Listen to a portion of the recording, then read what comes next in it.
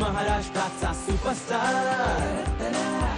सांग कोण 11 जण येणार आहेत परफॉर्म करायला? हे बघ एक रेल्वे टीसी आणि दुसरा रावण 10 डोक्यांचा, झाले ना 11. ओ अच्छा अच्छा, म्हणून 11. आणि हा परफॉर्मन्स आपल्या समोर घेऊन येणार आहेत सासवडचे आयुर्वेदाचार्य डॉक्टर निलेश आणि औरंगाबादचा योगेश. अरे आडवा कसा येतो, उभा ये ना. अरे कसा येणार आहे त्याच्यातून तू? मागची गर्दी थांब. अरे कसं थांब थांब, तिकडे येऊ राहिलो मी, थांब. चल ये नीट, ये नीट ये. थांब. अरे काय काय पडले ना त्या आजी? आजी पडल्या. माफ कर माते. जाऊ दे ना आजी, तुम्ही कायला तोंडी लागते? एक तोंड आहे का तोंडी लागायला? जा मग, तुझं काय आहे? जाय. हा केली. फाटक बंद करा. कशाला गर्दीत येतो? इकडे तू बाबा, इकडे बाजूला उभा राहा जरा. इथं थांब, इथं थांब. आता विचारलेल्या प्रश्नाची नीट उत्तर द्यायची एका तोंडानं, बाकीचे तोंड बंद. तिकीट दाखव. तिकीट दाखव. हे काय करतो?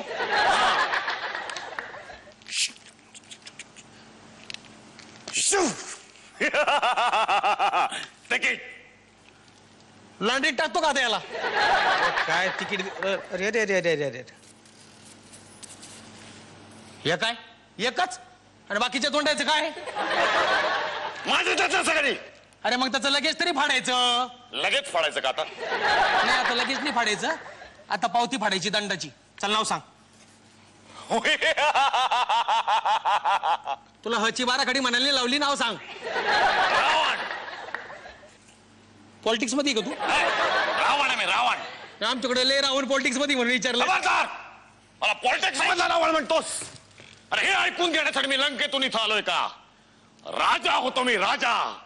लंकेचा राजा. सोन्याची लंका होती माझी. ए सोन्या इकडे इकडे नीट उभा राह. नीट सांग, तू कोण आहेस? रावण. म्हणजे तो रामायणातला रावण? अरविंद त्रिवेदी सारखा दिसतो तो. इथं काय आला? कशाला आलो? निघालो होतो लंकेतून काल. म्हणलं मुंबई बघून यावी, पण प्रॉब्लेमच झाला. समुद्र मार्गे आलो आणि त्या कसल्या त्या तुमच्या महाद्वारात अडकलो. Gateway of mahadwar. Gateway of महाद्वारात अडकलो आणि हे पहिलं हे शेवटचं सगळ्याच अडकलो. बाहेर कसं निघायचं कळे ना हो. इतकी डोकी पण एकाचही चालेल. शेवटी मधल्यानं डोकं चालवलं, असा झालो आणि कसा बसा आलो. कसाब सारखा समुद्र मार्गाने आला तू. खरं सांगतो अतिरेकी ना? खरं सांग. काही बोलतोस का? मी अतिरेकी नाही नाही नाही नाही नाही नाही. बरं इकडे नीट सांग मला, तू हे 10 तोंड घेऊन डब्यात शिरला, कुठून बसला होतास? काय बरं त्याचं नाव होतं? उल्हासनगर. उल्लू समजतो का रे आम्हाला? जायचं डुप्लिकेट कोणी करताय? डुप्लिकेट माणूस. चल. मला डुप्लिकेट म्हणतोस? खबरदार, आता दाखवतो खरा कुठला आणि खोटा कुठला.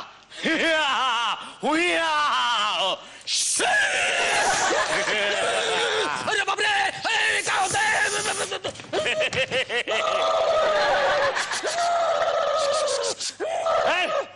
झालं, एवढाच होतं. आणखी पाहिजे? माऊली माफ कर माऊली, हुआ केलं, चूक झाली तर शिक.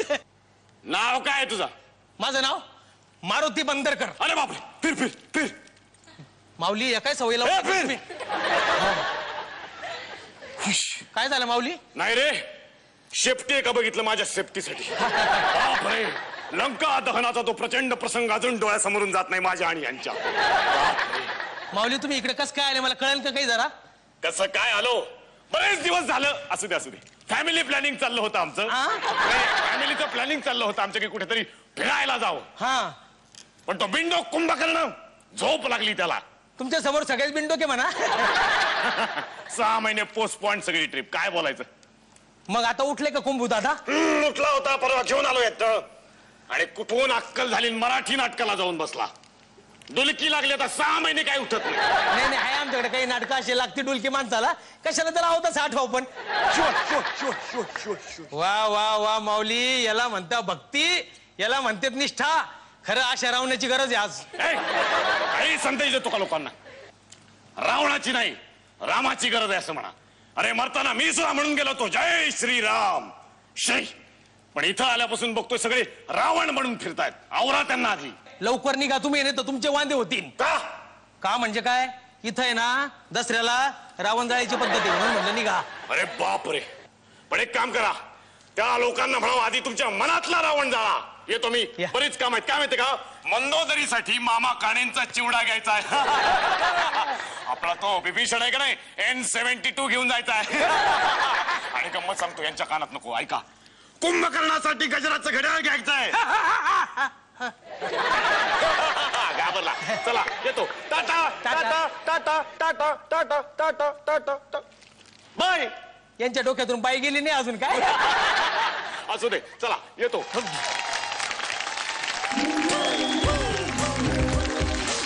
मस्त झाला तुमचा ग्रुप परफॉर्मन्स. खूप छान 11 होता. जणांचा चांगला झाला परफॉर्मन्स. अच्छा, आणि निलेश, हे या 10 जणांना सोडून अजून कोण कोण आलाय आज तुमच्या बरोबर? खर तर बरीच लोक आलेत माझ्या बरोबर. हा. या 10 जणांना सोडू शकत नाही, कारण यांनी माझी सगळी प्रॅक्टिस पाहिलेली आहे. पण यांची जेवणाची व्यवस्था होईल की नाही, जरा प्रॉब्लेम झालेला आहे माझा.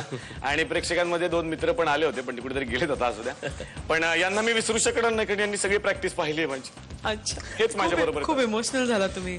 तर जजेसना विचारूयात कमेंट्स. सुप्रिया मॅम. योगेश आणि निलेश हे दोघंही जेव्हा एखादं स्किट करतात तेव्हा ॲज अन ऑडियन्स मला असं वाटतं की एक खूप चांगले परफॉर्मन्स आहेत ते दोघंही.